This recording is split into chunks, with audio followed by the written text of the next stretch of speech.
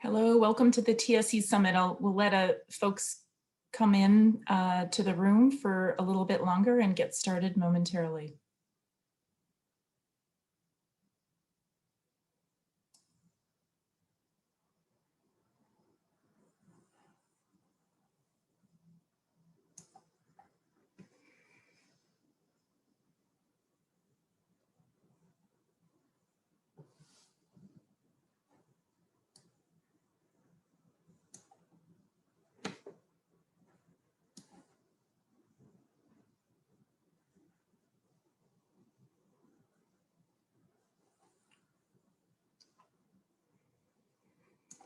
Hello, welcome to the TSC Summit 2021. We are really thrilled you are all joining us. I personally am extremely disappointed to not be together in Arizona and enjoy the beauty of that part of the world, and instead be here presenting from my bedroom. What a crazy year it's been. I am Elizabeth Sturkin, Managing Director of EDF Plus Business. And we have been a TSC member from the very beginning. We were on the executive committee and really helped engage NGOs with TSC. And I've been a board member now since 2014. So I deeply believe in TSC's mission and think that it is the only organization around doing what it is doing. I'd like to introduce a man you may already know, perhaps, Ewan Murray, the Chief Executive of TSC. He's been leading this organization for a few years now. Really exceptional leadership. I find Ewan focusing always on sustainability outcomes and supporting TSC, its staff, its members, and with a constant focus on results. So I'm excited to be having this conversation with Ewan and to be the board member who is doing the dialogue with Ewan this morning, and have this opportunity to welcome you all to the TSC Member Summit in 2021. So Ewan, good morning. Hi there. Yeah, wonderful to be here. Thank you, Elizabeth. Well, it's foggy here in San Francisco. Big surprise. How are you doing there? Well, in London, where I'm right now, it's sunny, such that I've spent the last 15 minutes getting prepared, adjusting the blind so that everybody can see me. I've even been to change my shirt, and yet it still looks like it's glowing in the dark. So we'll see how we go today. Sounds good. I'm jealous. So, as I said, it's just been a crazy roller coaster of a year this past 2020. So from your perspective, how was 2020 and how has the COVID pandemic affected TSC? Well, first of all, wonderful to be with everyone today. I'd like to add my welcome to our members, partners, guests, sponsors, and friends to this year's TSC Summit. And since our summit last year, really the world has changed in so many ways. The last year has been hard, but for many of us, we have discovered that we are stronger than we thought we were.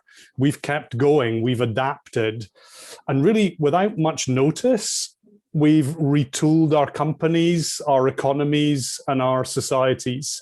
Each of us personally have juggled new working patterns and locations. Maybe we've navigated community lockdowns and Zoom socials. Often we've cared for relatives, friends, neighbors, and maybe even done some homeschooling as well.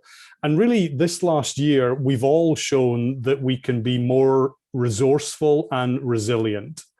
Now, the history books will, of course, remember this last year first for its tragedies, but there's also many reasons for hope and lessons for our future. First and foremost, that if we're focused, motivated, and savvy, we really can achieve amazing things. Now, at the Sustainability Consortium, our mission is more important than ever to make all consumer products sustainable. And really creating resilient, circular, net zero, sustainable products and supply chains has never been more critical. And in spite of the headwinds of 2020, I really see companies continuing to step up to make that a practical reality. That's so spot on, Ewan. And I don't think there could be a more difficult challenge than trying to make all consumer goods sustainable, or solving our climate challenge. And I too find that this year, despite its hardships, really gives me hope that as the world together, we could choose a different path. And I find it very hopeful. And I'm so excited that TSC is in the thick of trying to bring the science and the metrics to this important area of work. As I said, there's just, I can't stop being an advocate for TSC because no one else does what TSC does. I wanted to ask you specifically what about the food and consumer goods industry that TSC supports. And in particular, I know you just released your impact report. What have you seen in the thesis data? Yeah, great. Thank you. So as you say, we publish our impact report this week. Kevin Dooley, our chief scientist, will be presenting a summary of that on Thursday. But a few things really stand out for me in that work. Firstly, the results are better than they have ever been.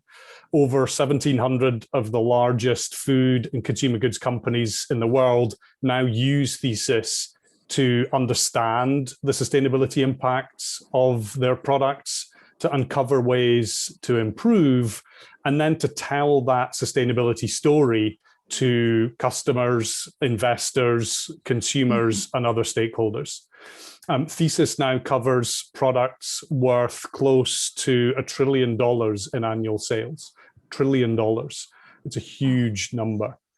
But really interestingly, what we're also seeing for almost half of those companies using Thesis, Thesis is the only place where they're reporting externally on their sustainability impacts and progress.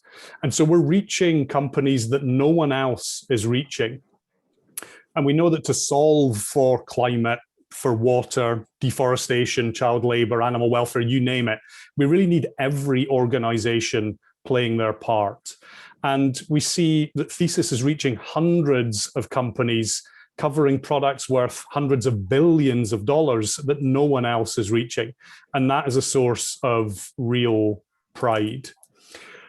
We also see that companies who are sharing their sustainability story more publicly, they're actually outperforming those that don't by 53% versus 35% in their average scores. That's a huge difference. And of course, there's more retailers and more corporate customers involved than ever before. Walmart and Sam's Club are the mainstay. We'll hear from them in a couple of days, but also Walgreens Boots Alliance, who we'll hear from tomorrow, Kroger, Ahold Delhaize, who we'll hear from on Thursday, Sprouts, HSBC, and many others are engaged. And then we also see brands and manufacturers asking to share their Thesis results with others, with the likes of Target, Amazon, Costco, and many more. So participation looks fantastic, but really that's only half the story. Really, most importantly, sustainability performance is continuing to improve as well. Average Thesis scores are increasing between 5 and 10% year on year. And that represents real, meaningful impact on major issues like climate, like water, workers, biodiversity in particular. Now, the road for all of us here is long, and there are sectors and issues that really aren't doing all that they need to just yet. But the overall trend is upwards and steeply upwards. And that's something that really everyone with us today should be really proud of. Well, that's so important because we have known for years that what gets measured gets managed, right? We've known that. So what are you doing and how is TSC helping companies solve some of those seemingly unsolvable sustainability challenges, the really intractable problems? Well, that's why we created the TSC Innovation Program. It brings together leading companies, NGOs, sustainability experts, and others to tackle the specific sustainability challenges that no single organization can tackle alone. So many of these issues we're talking about are systemic, and they require a system-wide approach to solve. So bringing together people to work pre-competitively to tackle those thorny issues is really important. And we've had a really big year this last year. A couple of examples. So as part of the Wastewater Challenge, we launched the Wastewater Toolbox, and that helps plant managers in clothing and textiles industry better manage wastewater treatment in their factories, wherever they might be around the world. We've launched the Responsible Pest Management Framework that underpins industry-leading work to integrate good pest management into farming operations across the country. In our Circular Innovation Hub, we've launched projects on circularity in plastic packaging, battery recycling, small format circularity for smaller products and packaging, to name a few. In Project Wherever, we've published the first results of our program to put electronic RFID tags into people's clothes so that we can gather real data on how people store, wear, and wash them. And so we're even learning how often people actually wash their socks too, which is amazing data to have. Then in green chemistry, we've worked with other experts to identify how to take green chemistry principles, sustainable chemistry principles, and really spread those across the whole industry. So across these programs and more, we've had over 600 different people involved this last year from over 150 different companies, NGOs, governments, and funders.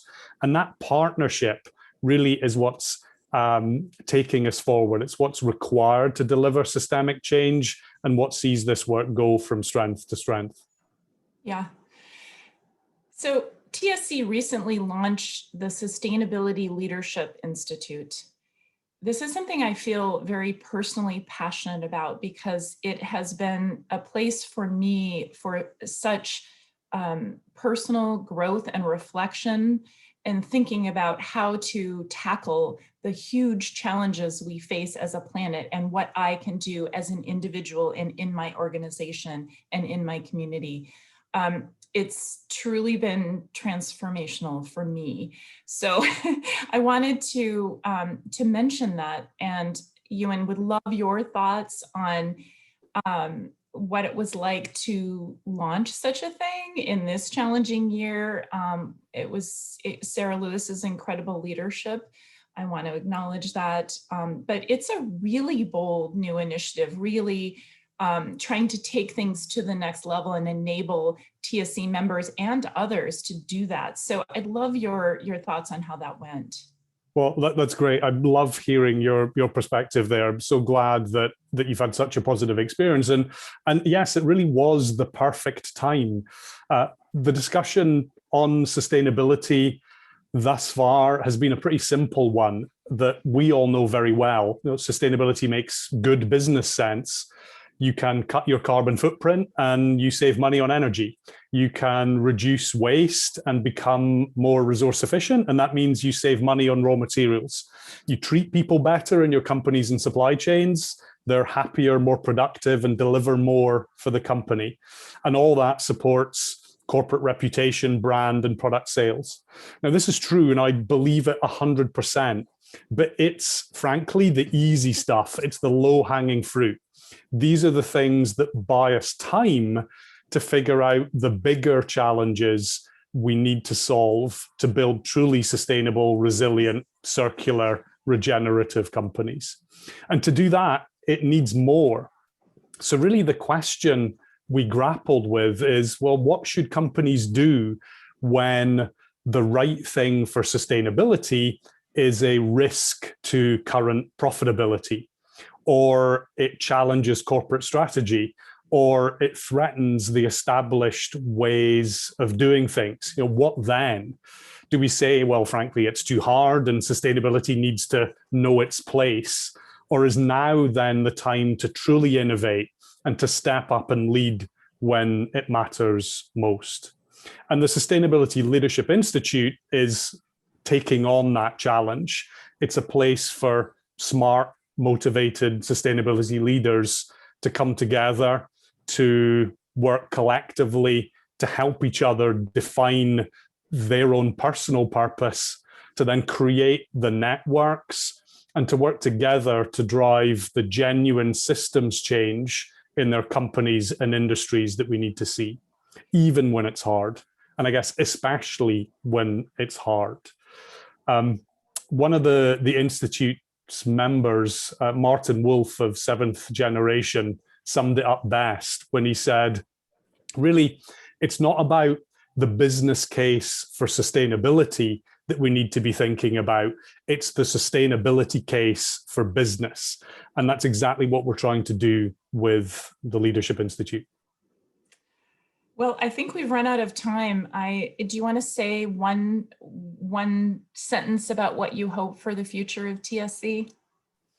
Yeah, I'd just come back to what I said at the beginning, that we need to harness the hope, harness the sense of we can do that's come out of this pandemic year, and translate that into the action that we all take on sustainability in our companies, in our organizations, in our industries, and wider society. And if we keep that sense of purpose coupled with all that we're doing here at TSC, then we're going to go on and do amazing things. Yeah, I agree. Wonderful. Well, Elizabeth, thank you for opening us up today, this public day of the TSC Summit. I'd also like to thank you for your partnership and friendship as a TSC board member and colleague in all that we do. Before we launch our next session, I want to talk a little bit about our agenda for this coming week. Today, we're talking about big ideas with big impacts.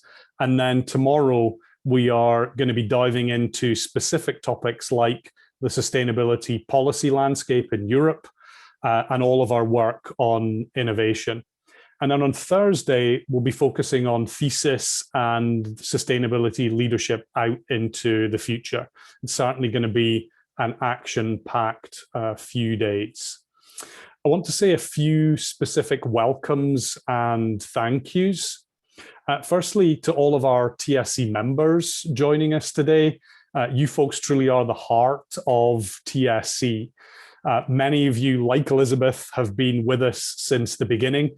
Some of you are joining us for the first time, and I'd like to welcome three of our newest members, Zoetis, HMTX Industries, and the US Soybean Export Council. We also, a couple of months ago, launched our new SME membership, and it's great to be able to welcome our first dedicated SME members, Phosphollutions and Ellen USA too. So welcome to you all. And I'd like to say a special thanks to our summit sponsors. Without you, this week would not be possible. So thank you to Syngenta, to the Arbor Day Foundation, and to the US Soybean Export Council. You can visit them and our trained service providers and some other folks in the virtual exhibitor space elsewhere in the Pathable platform. So now it gives me enormous pleasure to introduce our next speakers, Liz Hunt from Syngenta and Eduardo Tuganot from Palladium. They're going to tell us about their innovation dialogues, which is part of Syngenta's Good Growth Plan, really focusing in on innovation for a more sustainable food and agriculture system. So Liz and Eduardo, welcome, and over to you. Very good. And Eric, I might need you to share the slides. I don't seem to have that ability. I'm locked out of there. So while you pull those up, we'll go ahead and get kicked off this morning. So thanks to the Sustainability Consortium for including us in today's program. And despite it being virtual, we might be grateful that we are in a virtual setting this week, because I'm in Colorado, where the meeting should have been hosted this week. And we'd be waking up to several inches of snow this morning. So at least we can all be warm in our homes versus walking in the snow in Denver.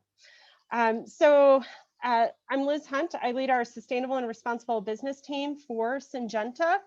And just for a quick overview of who Syngenta is for folks who may not be familiar with us, we're a global agribusiness.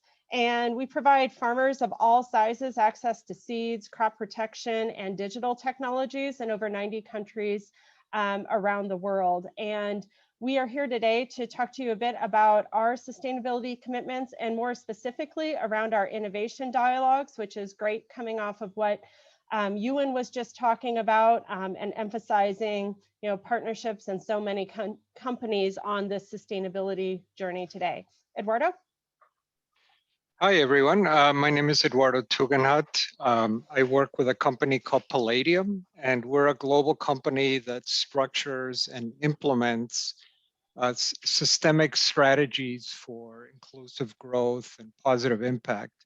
And my particular focus is on structuring commercial facilities for natural resource system transformation.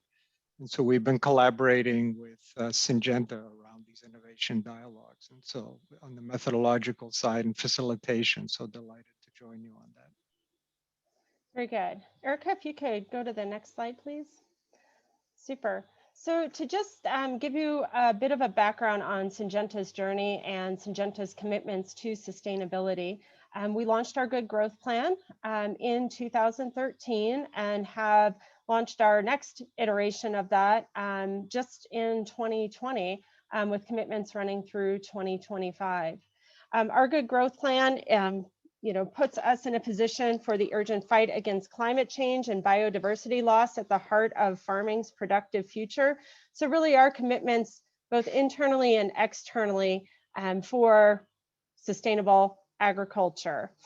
We have 4 key commitments here. One is accelerate innovation for farmers and nature, strive for carbon neutral agriculture, help people stay safe and healthy, and partnering for impact. And today we're going to focus on the partnering for impact.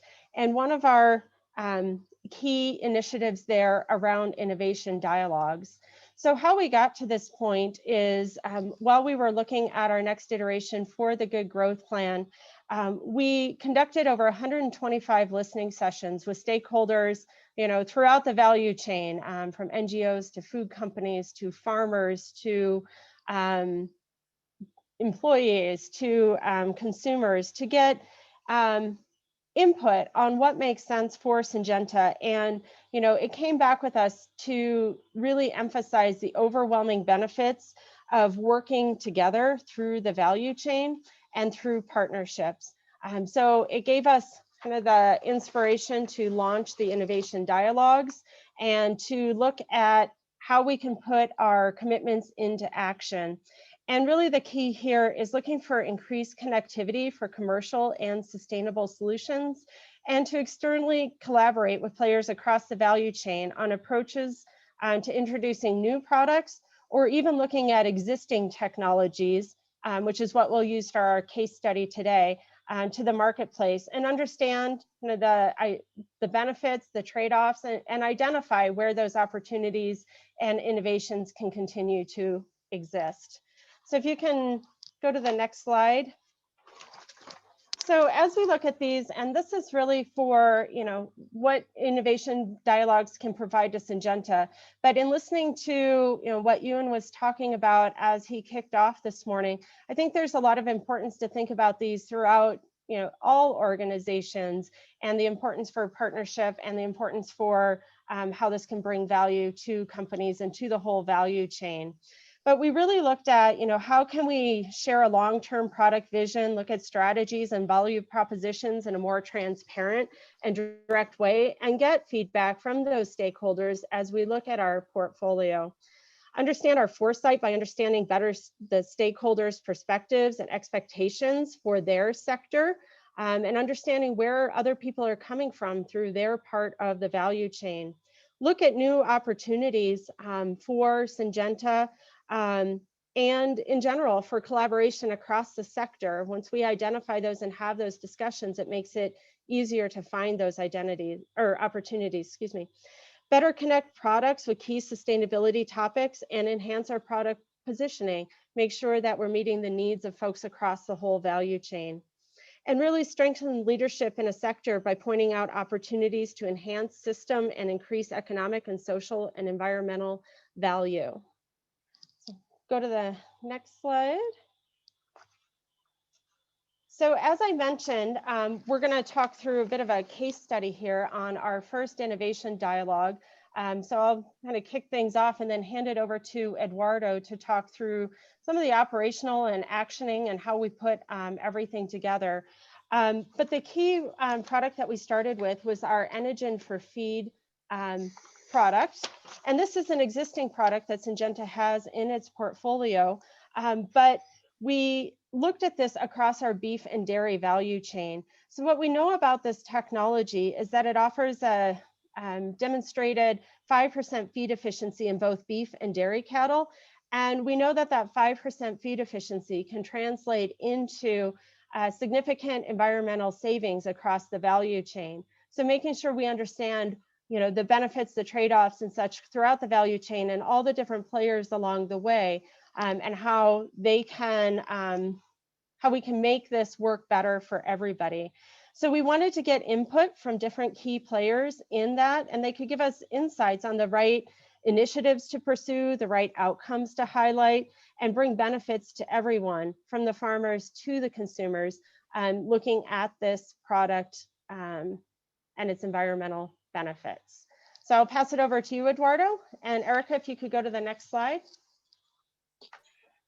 Thank you very much. And so basically, in order to really look at how one could really rethink a little bit, not just the perspective of selling a product like Enogen-based feed and the efficiencies, it was also how can that actually catalyze a broader set of change within the overall system, right? So one of the things that we're addressing here is basically the insight that it's really hard for companies to achieve their very ambitious sustainability targets at scale, unless first of all they really understand and collaborate with other actors in the system around both in their business system, right? So they need to understand who's there and how they work together today and how that might need to change.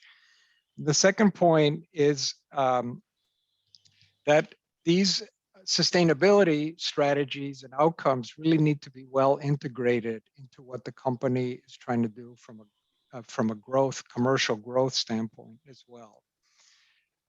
So basically what we did is facilitate a dialogue process, obviously, among all these different kinds of representatives of these stakeholder groups, partly to understand what does the overall business ecosystem look like, and what are the relationships among actors in the system. But very importantly is really having everyone really understand perspectives, right? And what one finds is that companies typically relate to actors that are their direct customers or direct suppliers, but don't necessarily have a visibility or understanding of the full picture from end to end. And so what was interesting, and if you could go to the next slide. we found that by facilitating these conversations, the discussions really quickly focused around three themes. The first one was materiality and sustainability value. So in other words, what outcomes really matter and how can they be measured, which is already being mentioned. You can't manage if you can't measure it. But I think the important thing is it's not just from the perspective of one or two companies, but it really has to reflect the alignment of the various different actors. The second theme, which I think is really important, is to differentiate between transparency and traceability as ways of generating trust. So traceability tends to be a one-way flow of information in agriculture, typically from farmers to consumers, and it's basically often to manage risk and it's really from the perspective of the end buyers. But what we felt is that it's really difficult to unlock value at the level of farmers and get behavior change or some of the other actors in the system unless there's a two-way flow of information that really builds trust. Why would a farmer change what they do unless they see the value from that? And then the third theme is, how can we change relationships in ways that drive meaningful impact? And in particular here, it's in agriculture, very importantly, areas of moving from very short-term transactional relationships to longer-term collaboration, and in particular, that results in some kind of market differentiation. So while some collaborative action is pre-competitive, there's also opportunities within these systems for doing actually competitive type new kinds of business relationships. And so what you're seeing in front of you here is basically on one page a system strategy map, right? So it's almost a theory of change that's been built in on this page, which is built around an agreement around what are the system level outcomes that all of the actors in the system agree on. The business outcomes, the socioeconomic outcomes, and the environmental outcomes. The second line is that in order for this to work, all of the actors in the system have to see that this change process or what the strategies actually meeting their needs, right? Is it creating the value that is meaningful to them? And so those perspectives again become interesting. In the blue area here, what you see is really these are more the programmatic initiatives involving collaboration among actors that lead to the systemic transformation that's needed, that lead to new kinds of relationships, new kind of behaviors, drive change in the system for unlocking the value and the outcomes that we're looking for. And as you can see, and I won't get into it, but we got down to very specific initiatives that could lead to that. And then the final piece are the enablers, right? The building blocks that can be the catalyst for this kind of change that supports the initiatives and then of course feeds through that system. So this idea of a system strategy map is again a way of simplifying the very complex things that Ewan was talking about in terms of tackling systemic change, and builds off, it's kind of an evolution around a management tool that many of you know, which is the balanced scorecard, but now applied to trying to help companies and their value chains and sort of aligning sustainability with their commercial strategies. So I'll leave it at that, and Liz, maybe you can wrap it up. Yep. So thanks for that, Eduardo, and thanks for walking through this. And I think folks can see the importance of getting those different perspectives, understanding, what those actions can be based on those perspectives, and then how we can enable that in the field. And I think working with our Enogen for Feed product as our start was really good, because we can meet a lot of these expectations, deliver against a lot of these enablers just with the nature of the product and some of the IP requirements and such around it. So looking forward to actioning some of these, and that's exactly what our team is on the ground, is taking this input, working across the value chain partners to implement the outcomes from our innovation dialogue. And we look forward to working in the same manner with other products locally and globally to find these benefits, find what some of these transformational actions need to be and how we can put that into play in the future. So we do have our white paper that was published based on this innovation dialogue on our virtual booth.